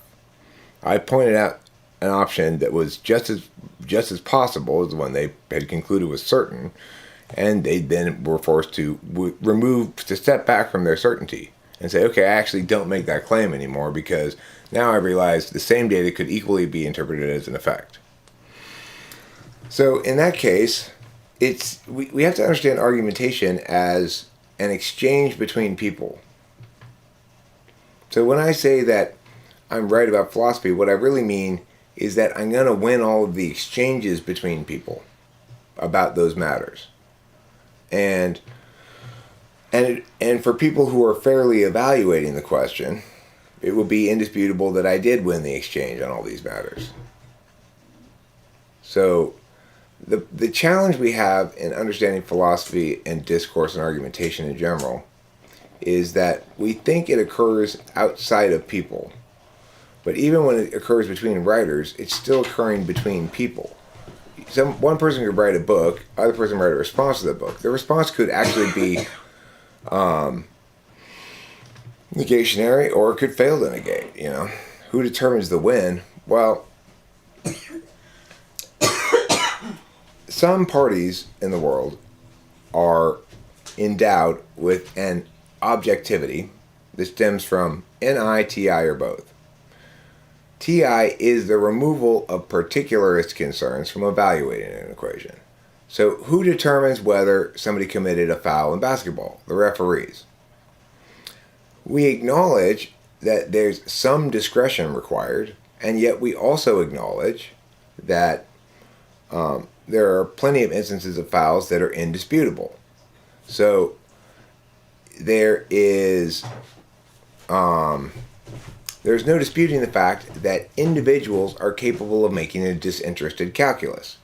We acknowledge that referees making a disinterested calculus are more likely to be accurate than referees making an interested calculus. That is to say, if the referee has put $10,000 to win on the Trailblazers, he's much more likely to favor them in his call making during the game, because he's no longer using a disinterested calculus, he's using an interested calculus.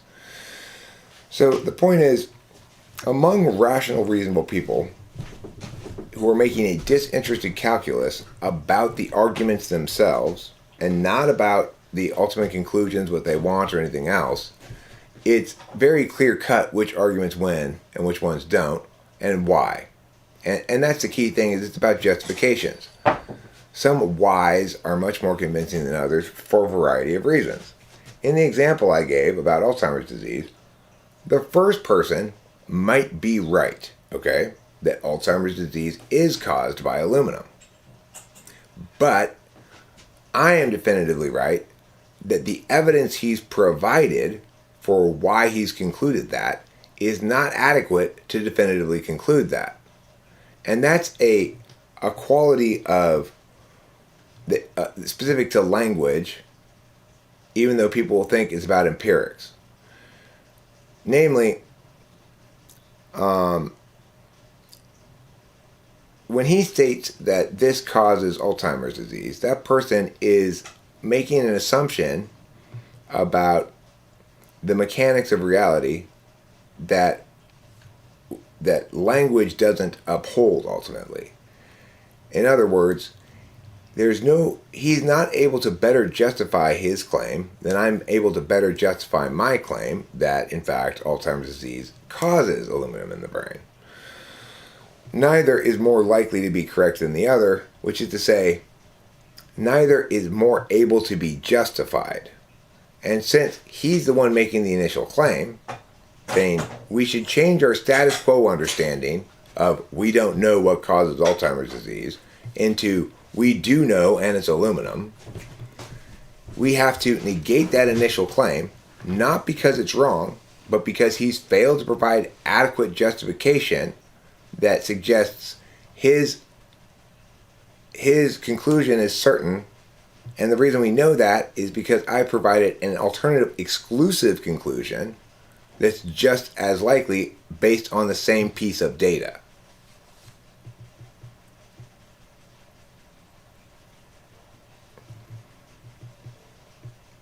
Well, and the thing is, most often, it turns out to not be about the data, right?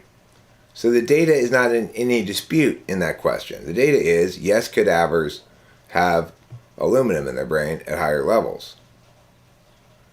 And that's what I mean by being the most right.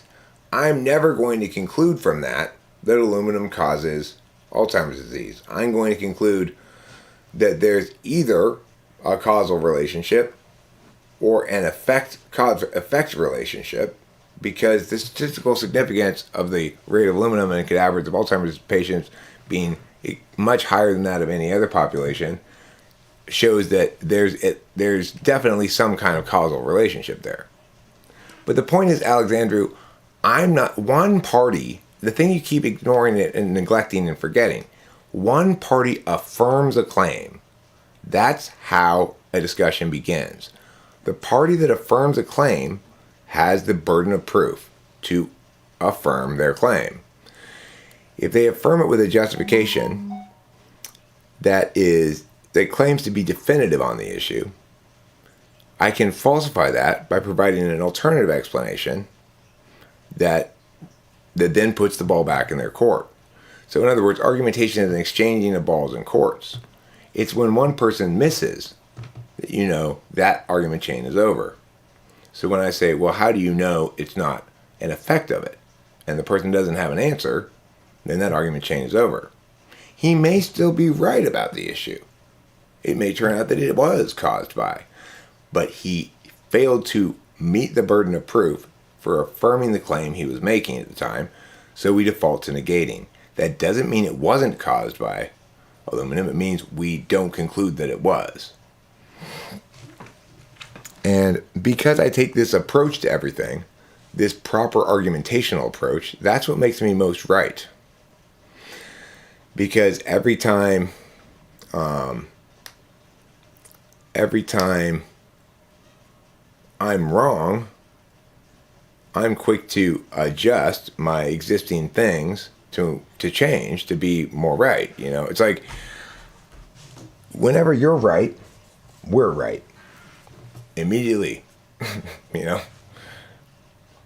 Whenever I'm wrong and you're right, as soon as I find that out, we're both right and I'm no longer wrong. Now, I'm not saying it produces aluminum. I'm suggesting that Alzheimer's disease may cause a weakening in the blood-brain barrier that allows aluminum to pass through that otherwise wouldn't have passed through.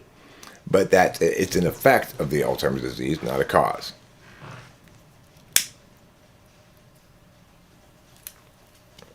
I'm not saying the brain's making the aluminum itself. It is the case that we get aluminum in us, and that for most people it doesn't ever enter into their brain.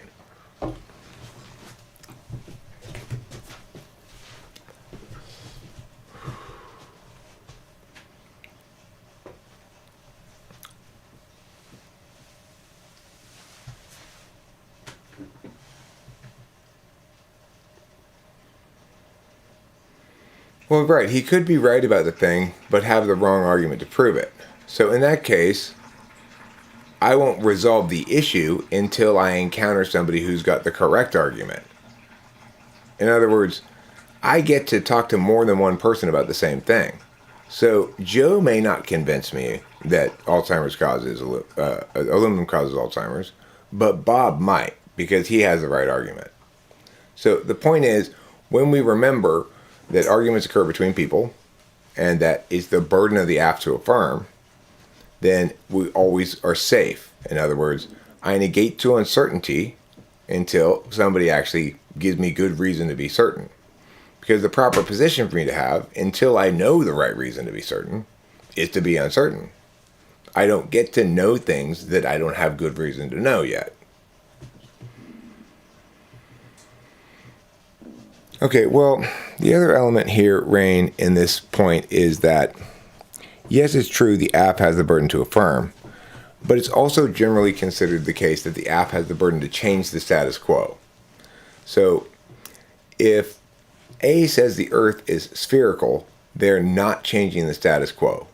The generally perceived perception is that the Earth is not flat. in other words, to affirm on this issue, you'd have to make the argument the earth is flat, because that's the only thing that's changing the status quo. I can't make the affirmation that the sun sets in the west. That would be what you call an observation about reality that we broadly accept as true, because we've no reason to deny it, right? So yeah, apps have a responsibility to change the status quo. They're either affirming some kind of action. Either let's change what we say and believe about something, or let's do something.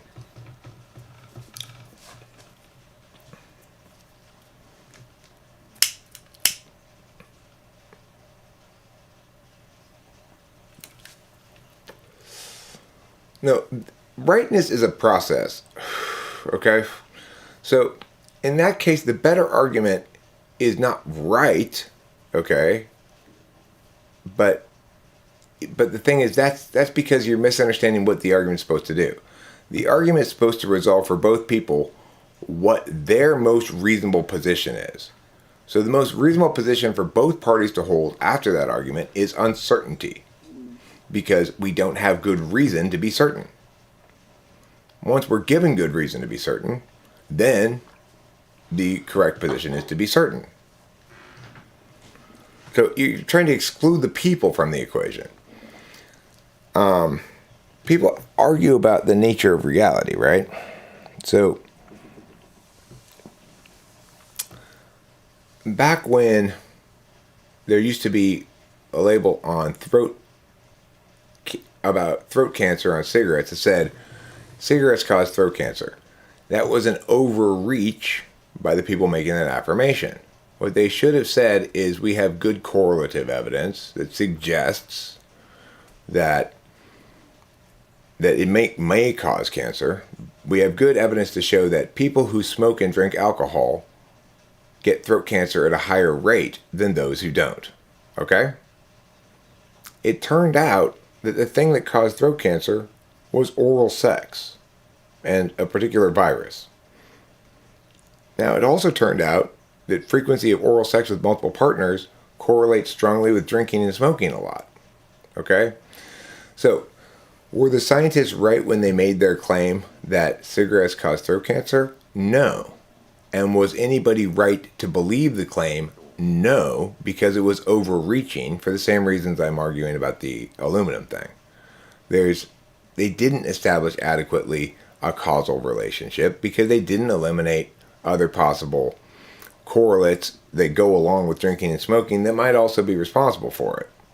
So the thing is, at no point were the scientists right about it, and at no point were they right to believe they were right, nor was anybody else right to be certain about the matter, because they hadn't made a strong enough argument. Now they have made a strong enough argument that it is in fact caused by this virus, that now everybody gets vaccinated for anyway. But and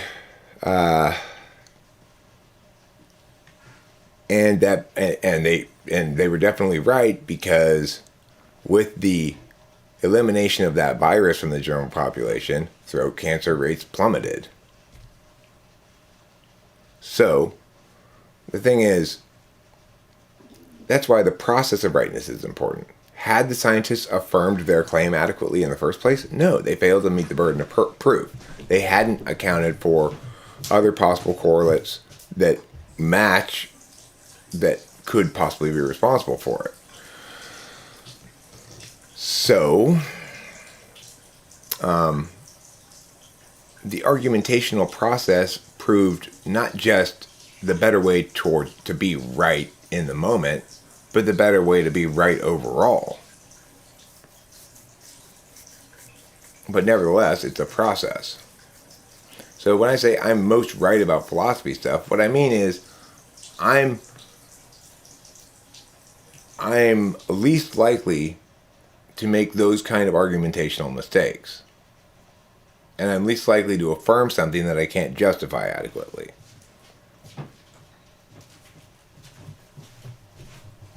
And I'm most likely to be able to successfully negate that which is bullshit.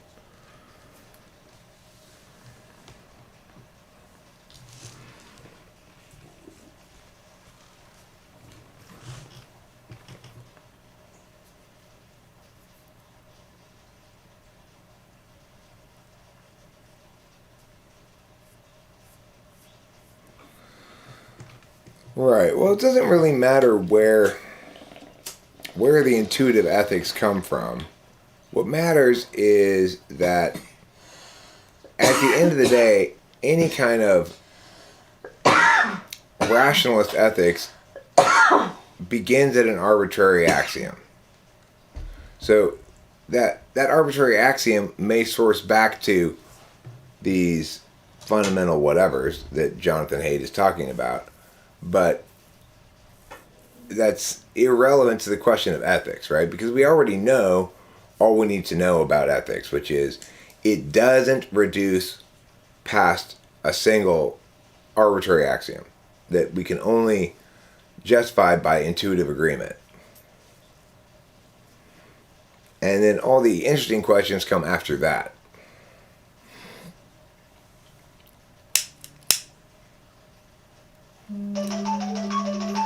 And of course, the reality is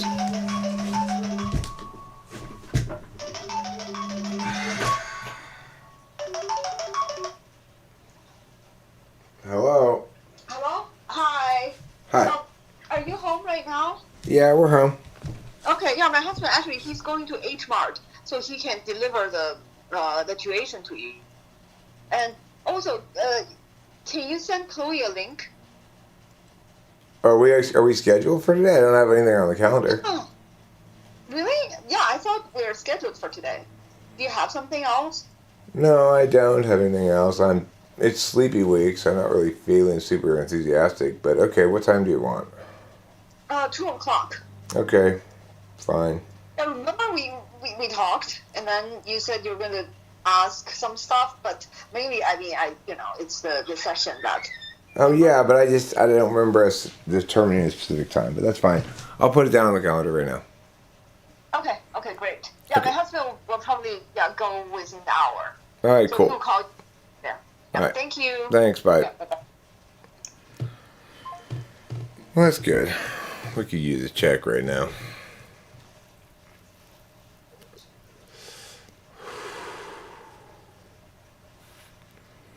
If chewing tobacco increases the risk of throat cancer, and throat cancer is caused by vaginal STD, then do people who chew tobacco eat more poon? I mean, I don't think chewing tobacco does increase the risk of throat cancer. I think it does increase the risk of mouth cancer.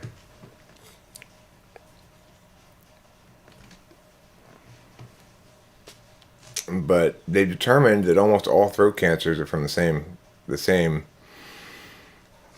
cause. So, I mean, I'd expect them to take that off of chewing tobacco, that it causes throat cancer.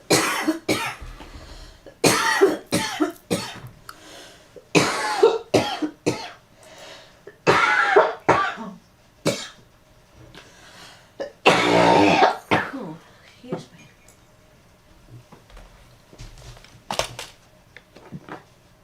So, oh, right. I remember. I'm going to play.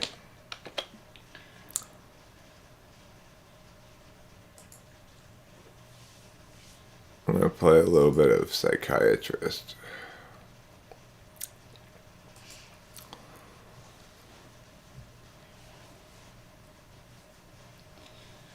So, Chloe's mom called me the other day and basically said Chloe expressed unhappiness / discontent about basically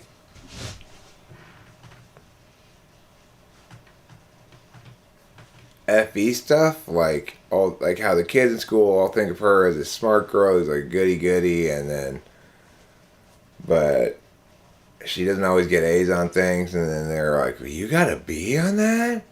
And so I'm gonna spend some time today talking to her about, I guess, emotional stuff or whatever, or like where she's at, because mom doesn't listen to me. Mom doesn't listen to me for shit. She called me to have a session about Chloe. She's paying me to talk to her about Chloe.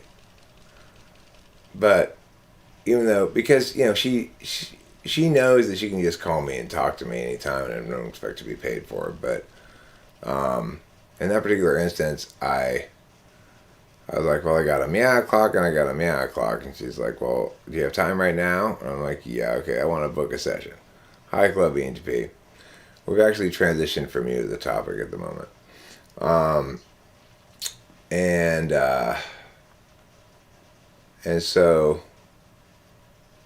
you know, she talks to me about all of her worries and stuff, but she doesn't like any of my solutions or conclusions. Because my conclusions are, well, you know, you need to let her be a ISTP. An ISTP is going to have a singular course that they want to follow. They don't like to be asked to be a jack of all trades, which is what school asks you to be. And they want to be perceived well, and they want to be perceived as smart because they are smart, but they don't necessarily see the value of things that don't fit into a singular vision for them. And then, you know, mom wants her to get good grades at everything, so why? So she can go to a good college, so why? So she can get a good job or something. But it's like, let her specialize. And then Chloe's mom's like, but you see, that's what me and Wei had to do. In order to become Philharmonic players, we had to specialize so much. And I don't want to force that on my kids. And I'm like, you're not forcing that on your kids. You're forcing the opposite on your kid, you know? She doesn't want to not specialize. You may have wanted that as an ESTJ. I bet your husband was fine with it. He's an ISTP too, you know? So, it's like, here I got this ESTJ mom who cares a lot about her kids and is trying to make her kids' life as good as possible. And her strategy for that is to try to force more NE on her than she will ever naturally want to be comfortable with. It's crazy. It's anti-polar at its maximal. It's like when Michelle said in the premiere yesterday, she said, oh, Eric's eating while streaming, although it was a premiere. I've never seen that before. It must mean he's very comfortable or something like that. And of course, it meant nothing at all. I have eaten in plenty of streams before.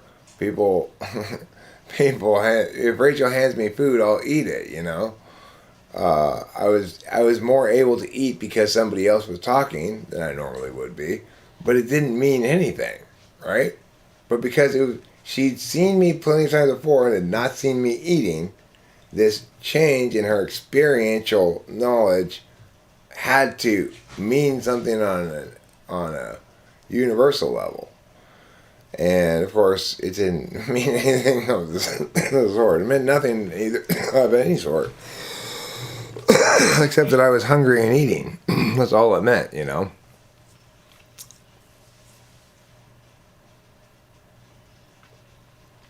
So,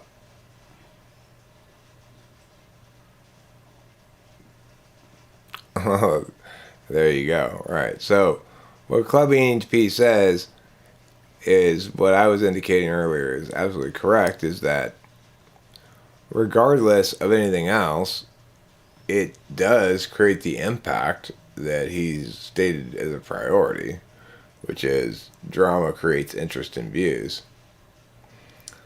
Now, this has nothing to do with your recent arrival ENTP, but I'm going to end this stream because primarily for two reasons. One is I'm feeling kind of sick, like I need to eat something. And two, it's sleepy week, and I might go lie down until my clients show up, and then they're going to bring like a check and some treats or something. And then I go deposit that check, and at the same time I go get cigarettes, and then come back for that 2 o'clock. So my schedule is such that I'm going to end this stream now. And Thank you all for being here. Club ENTP, you and I can schedule, if you want to, a pure skills test time where we really get this shit nailed down. I'm honestly thinking about including Aga in the equation. I kind of want a panel. I kind of want a panel of TI people. But it is the beginning of Sleepy Week, so don't expect this to actually happen in the next couple of days. Maybe give it as long as a week, because I'm going to be crashed out, pulling bowls, and watching cartoons for the next few days. Anyway, thanks for being here, everybody, and I love you all. Legends Paul, you want to be part of the panel? You're welcome to be part of the panel. Okay, I'll get you, Aga, and me, okay? ESTP and 2 ENTPs to TI verify this guy, okay? That'll be a good video, too. I've never done a panel. It's like he's trying to get his dissertation, right? He's trying to get his dissertation, so we should have a panel, all right? So I'll get in touch with you and Aga and Club ENTP, and we'll schedule a time, okay? All right, but for now, expect that to be a couple of days, because like I said, I'm just starting Sleepy Week, and this is sort of the last burst of energy of leftover amphetamines from when I took them whenever. So, good night, sleep tight, don't let the bed bugs bite.